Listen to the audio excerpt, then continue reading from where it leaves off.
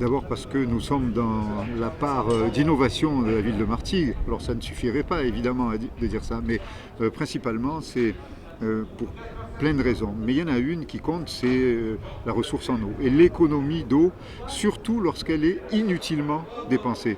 Je pense par exemple aux fuites des réseaux. Et là, pour l'ensemble de nos espaces verts, de la totalité du territoire martégal, on a un système d'arrosage qu'on va rendre extrêmement performant grâce à ces innovations et à cette informatisation, vais-je dire à ma manière, des systèmes. On nous annonce avec ce système une très grande économie. On parle de 150 000 mètres cubes d'eau par an, au prix de l'eau de même pas très élevé, 3 euros le mètre cube, ça va faire beaucoup, beaucoup d'argent d'économiser. Et nous avons été accompagnés dans cette innovation par l'Agence de l'eau qui a financé quasiment à 50% la dépense.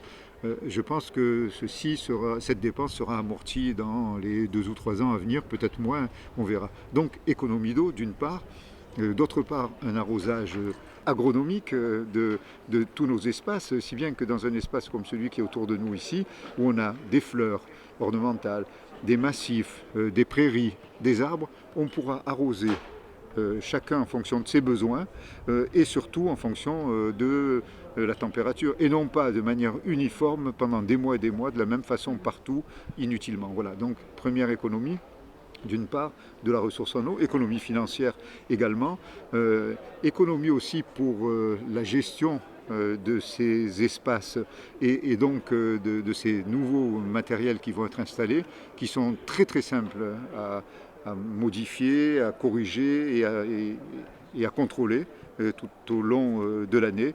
Voilà, je crois qu'on est très content pour cette innovation dont on nous dit qu'il y a de très peu, très très peu, on m'a même dit c'est la première ville dans l'ensemble du territoire national qui va traiter la totalité de son espace communal, espace vert, de cette manière-là.